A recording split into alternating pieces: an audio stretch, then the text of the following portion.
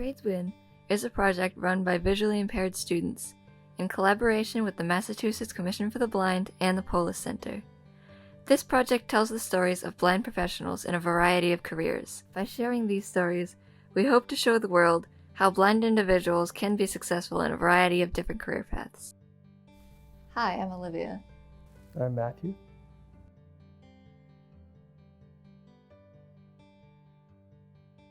So Matthew, could you tell me a little bit about your vision history? I've been blind since birth, and I was born early. And because I was born early, my retina is detached, and so I've been pretty much totally blind all my life. My range of facial expressions is not the same as that of someone who has more usable vision. What kind of assistive technology do you use on a daily basis?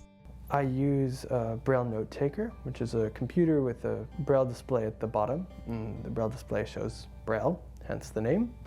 And you can read books on it and write emails and browse the internet.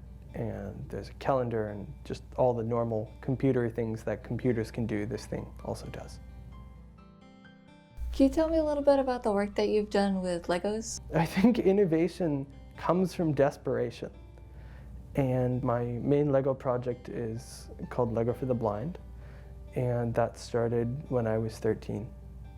And on my 13th birthday, a family friend came over, and she brought this big cardboard box and this big binder, and in this box was a Middle Eastern palace Lego set. And in the binder were these instructions that the friend had brailled by hand on a Braille typewriter. That's an incredible amount of work. And she was able to describe every single Lego piece and how it fit together and describe it in such a way that I was able to build this Lego set all on my own. And it was really, really an amazing moment for me. What would you say is one thing that you've learned from all of this? It was a matter of persistence. Okay, we can't get in touch with this Lego person. We don't know who. Okay, we're going to make this website. And okay, we've made this website and people are really enjoying it, so now who else do we know kind of around us who might know someone at Lego? And so I went to MIT, and they have a group there who are on good terms with Lego and have collaborated with Lego for many years. And it just so happened that I talked to someone at that group and he said, hey, my friend just moved to Denmark to work with Lego. I'll introduce you to him and then take it from there.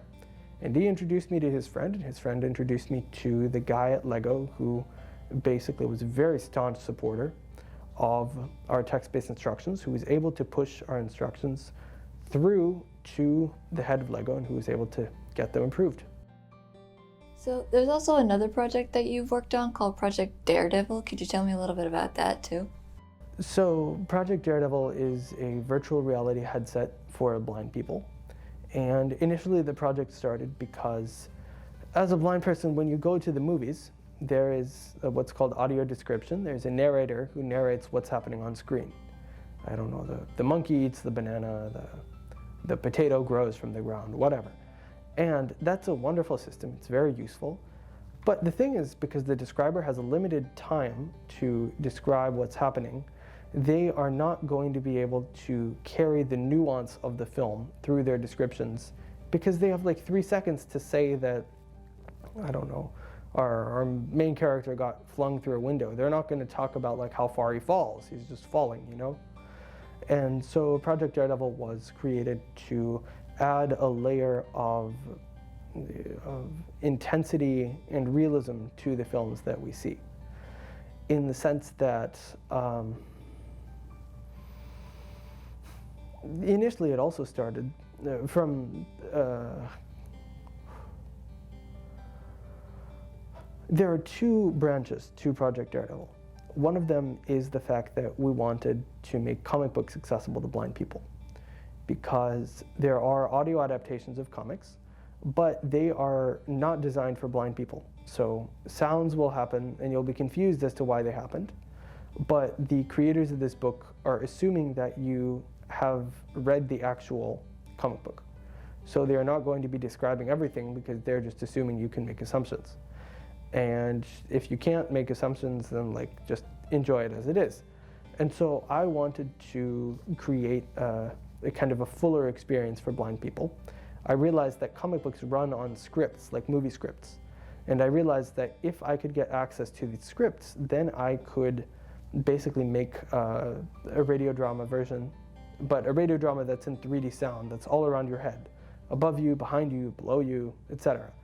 And so then I made the 3D sound radio drama, and I realized then that besides that radio drama, we need a more kind of visceral approach to media. We need you to feel these superhero emotions. What's it like to jump off a building? What's it like to, I don't know, whatever these action movie type events are. I don't know, if we think of something like the Fast and the Furious, what's it like to drive one car off another car? All of these kind of action movie stunts, what are they like to experience as a person? And that's where the actual headset aspect of Project Daredevil came in. And that is a helmet that uses these spinning gyroscopes to affect the vestibular system, which is the fluid in your inner ear that controls your sense of balance. And so depending on how these gyroscopes are able to spin, that basically makes your vestibular system act in different ways, which simulates these motions. And so this project is currently, we're doing testing of it, and that's with me and an engineer at the MIT Media Lab. Thinking about your personal experience being blind, if you could give your younger self one piece of advice, what would it be? I'd tell myself that it's really important to have the energy and to use that energy for whatever you want to accomplish. Because before Lego for the Blind happened, I wasn't really sure what would happen. Like, meaning that I was interested in things, but I really wasn't sure how far I could take things on my own. And once Lego for the Blind started, we got the text-based instructions, we made the website, we convinced Lego to do stuff, then that was really a turning point, because I realized the power of persistence. And so I would definitely tell myself to be engaged, to strive for things, and to not give up until you've made them happen. Yeah, and I think that's really, really important. Well, thank you so much for coming to talk to us today, Matt. It was really nice to talk to you. Thank you.